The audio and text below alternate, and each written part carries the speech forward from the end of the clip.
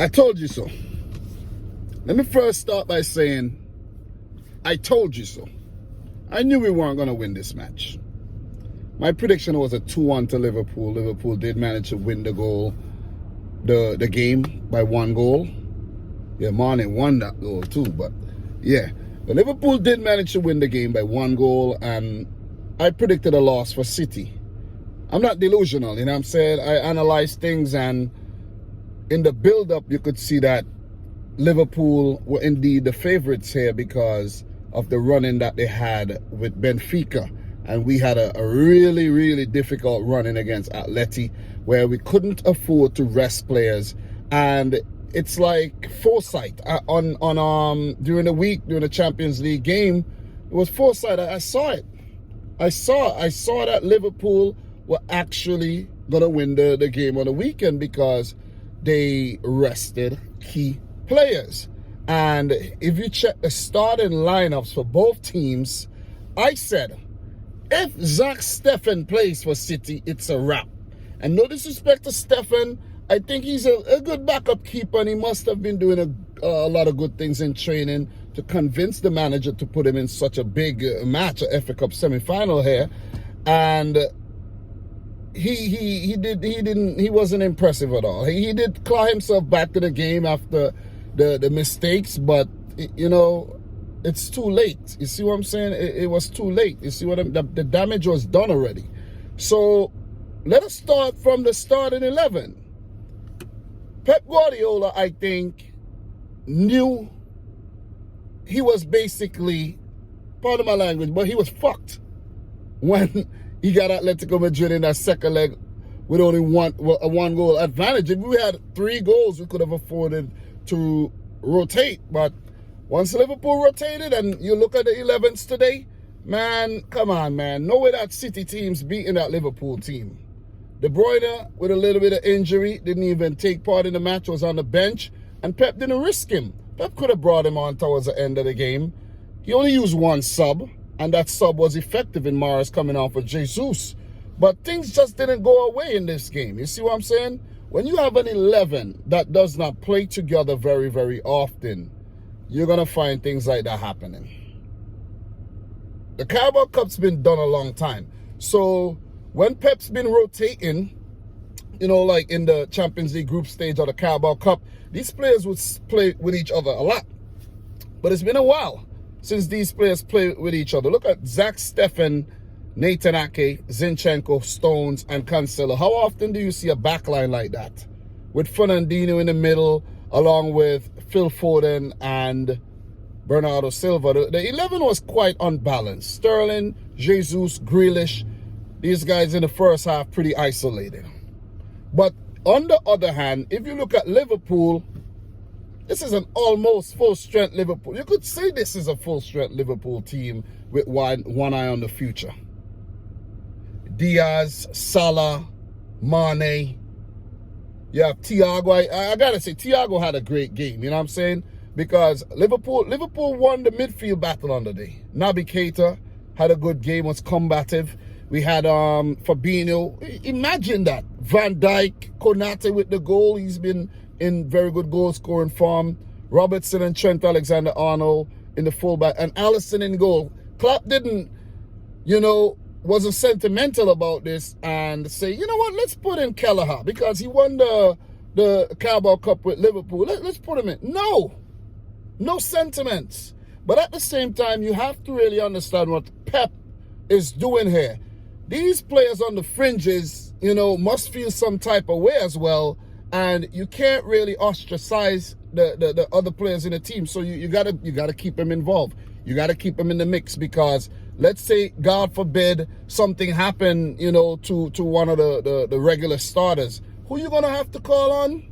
One of these guys. So you gotta keep them in the mix. You gotta keep their confidence and their morale up. So, I'm honestly, I'm not mad at the loss. I expected it. I'm not mad. While watching the game, I wasn't mad. I was like, okay, all right. It is what it is. You know what I'm saying? Liverpool a bit hungrier than we are for this, and then you got to just take it on the chin, man. Look, the first goal, Konate. Then there was Robertson with the corner. Liverpool attack went out for a corner, and Konate, come on guys, it's a mismatch. This guy is a giant. You have Jesus and Bernardo and Nathan Ake trying to pick this guy up. This guy's a giant, and he scores his third goal in the last 3 weeks or so. So he's a big threat. He's a good addition to the team. And like I always mention, if Liverpool and FSG continue in this vein where they're spending money and investing heavily in players, Liverpool would walk away with the league in seasons to come. You know, and look at what they're doing in all the competitions. They're still alive. Won the Carabao Cup already. In the FA Cup final to face one of Chelsea or Crystal Palace. In the semi-final of the Champions League. And second in the league behind Manchester City. The second goal, there's no excuses for the second goal. Zach Steffen did this. When was that? Was it last year or something? Zach Steffen, I don't know what it is, but I mentioned this in the previews, a couple previews I did. He's not Edison when it comes to footwork. Edison did this last week and got away with it. Very close, but we weren't twice lucky. And you got to give credit to Sadio Mane for accelerating and putting pressure on Zach Steffen. He had a whole lot of time, man. I don't understand why he didn't just kick the ball. He got to take a second touch. And he just ended up looking really silly, man. Seriously. He looked real silly. But he might just end up being the USA's first choice keeper at the World Cup, you know, even though he's not playing, you know, every week. Let's see how that one goes. But that's not excusable at all. That was poor, and I'm pretty sure Pep would be very, very disappointed about that. But look, we know what to expect from Steffen. He did pull himself back in the second half. But the third goal, guys, unacceptable again. I know it's a good shot by Mane. Very good assist by Thiago. Really, really good assist. Really good assist. You know, as I mentioned, I'm one of the people who give Thiago a lot of criticism. And I think it was correct, because when he was brought in from Bayern Munich, that was another signing with intent by Liverpool.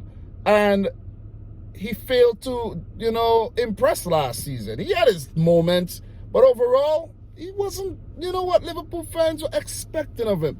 This season, we're seeing that Thiago.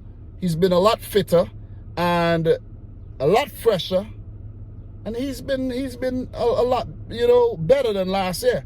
So kudos to him there on that flick up for Mane. Good shot.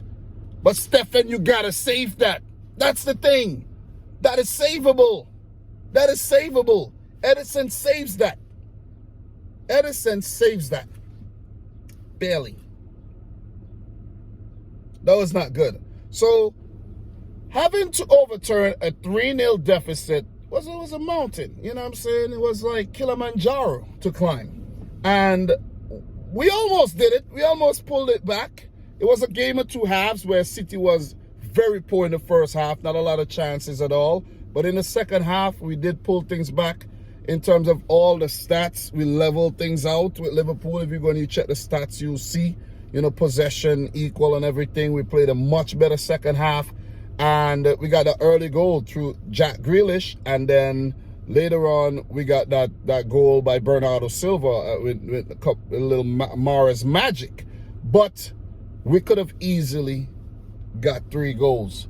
I think Jesus has to score with that opportunity he gets. That he has to score. He has to score. Sterling did get one as well. There was a couple of chances at the end where Fernandinho and Mahrez had shots deflected over. We didn't have the luck going for us. And I think that's what Liverpool had for them under them. I'm not saying it was by luck that you won the game, but you need luck going for you as well when you're playing these very intense football games. I think out of the 3 matches this season between City and Liverpool, this one is the worst one. Even though this is the only one that we got a winner in, this one has been the worst one. You see what I mean? The intensity just wasn't there. For Liverpool, in the first half, they were all over City. They did well. They did enough eventually, and it's because of their first half effort. City, absent in the first half. But second half responded very, very well. And I think if Pep showed more intention, like bring more players off the bench, bring a Gundogan off the bench, bring De Bruyne off the bench. I know he doesn't really like to switch up his team a lot. He really doesn't, but just bring some fresh legs on. You never know what could have happened. You see what I mean? You really never know what could have happened. But this is just how it was meant to happen. And I think something's got to give for Manchester City in order for us to win some sort of silverware this season, preferably the Champions League and the Premier League. So something's got to give. Something got to be sacrificed. And when you think of, the upcoming game against a Brighton team that defeated both Tottenham and Arsenal in successive games, many teams don't do that. You see what I mean? And we have them next. So it's better to go into that Brighton game with De Bruyne fresh, with Laporte, with Diaz, with a Kyle Walker potentially, and instead of going against Brighton with a rotated team like a team that we played today. Whilst for Liverpool, on the other hand, even though their squad looks a lot deeper this season, they exploited a lot today in terms of putting out their best team. So when they come up against United, who did pick up a scrappy 3-2 win over Norwich, when they do come up against United in 72 hours, I think it will be more of a challenge than City, who got an extra day to rest against Brighton. So I think advantage City when it comes to the league. In terms of the Champions League, that one is well poised. Advantage Liverpool in terms of their opponent, being that they have to face Villarreal, and we do have to face Real Madrid, who serial winners in the competition. Villarreal a wild card, so Liverpool would have to capitulate if they fail to get past a Villarreal. But it's just beautiful to watch these two teams play, man. The two best teams in the league, probably the two best teams in world football at the moment, City and Liverpool. Yet another, entertaining game, but not the best in terms of the three. Kudos to City for showing that fight in the second half, but also for Liverpool not to concede 3 goals, because Alisson, you got to give him props. You really got to give him props, because Jesus has to score. And these are the things, man. I don't understand why. I'm frustrated. I'm not frustrated about the whole situation, but I'm just frustrated about when we get opportunities and Jesus and Sterling are hitting the ball so low and Alisson is given a chance. Look at the Mane shot when he equalized. How he hit that? Up high. Up in the V. You see what I'm saying? Up in the V. Out of the reach.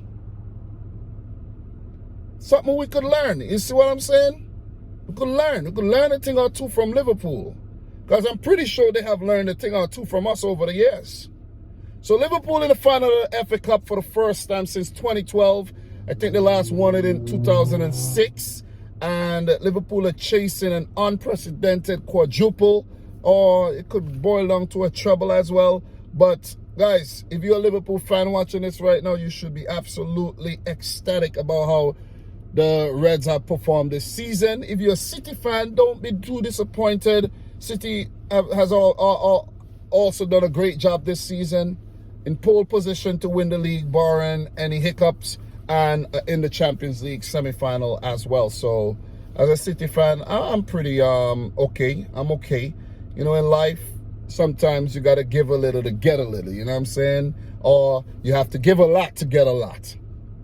You see what I'm saying? So I ain't mad, man. I ain't mad. But good performance by Liverpool to get to the final of yet another cup competition. I think Liverpool will go on to win this FA Cup as well, regardless to if they have Chelsea or Crystal Palace. If they do manage to get Crystal Palace, it'll be easier. But Chelsea will be a more of a challenge, where the Carabao Cup final went to penalties, and we could remember Kepa skying the ball into orbit.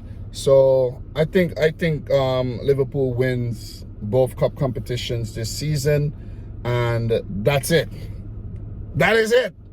Champions League for City, Premier League for City. Something's got to give, and Liverpool, the only thing you're getting are those 2 trophies. trophies that you maybe you talk a lot of smack about in the past because you weren't really competing in them. This is the furthest Klopp never reached past I think the quarterfinal before in the FA Cup. So this is the first time he's like venturing deep into the competition, and you know, you deserve to go on to win it if you put a lot more effort into it than the likes of Manchester City. So look, what's on the agenda next, guys? Crystal Palace, Chelsea tomorrow. You had some Premier League matches today where Arsenal lost again to Southampton. We had Brentford winning late against Watford. Norwich, man, he almost did it, but I did predict United to beat Norwich, and they went on to beat Norwich 3-2. And Brighton with a last-minute winner by Leandro Trossard. My player to watch this week as well. Trossard with the magic.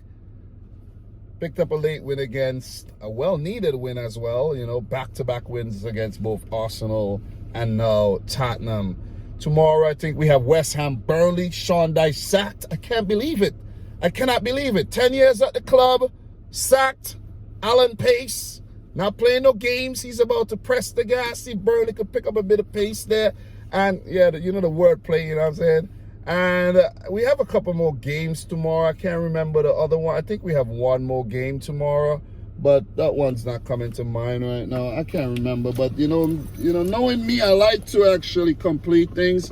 Let me grab my book really quick. I'll tell you who's playing tomorrow.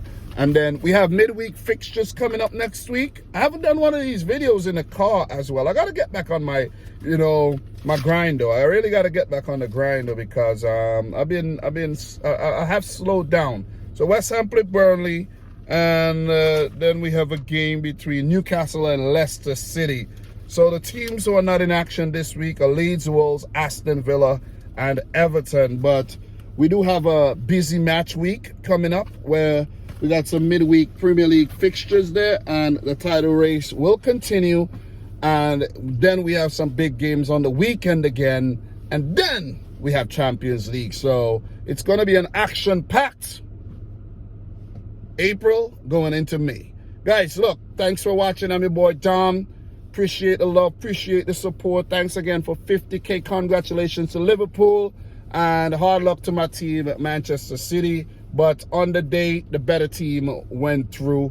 Well, you know what I mean. On the day, the better team went through. I'm not saying Liverpool are better than City, because Klopp himself said that City have been the best team since he touched down in England. So you don't say I said anything. All right, but guys, man, thanks again. Until next time, from your boy Dom.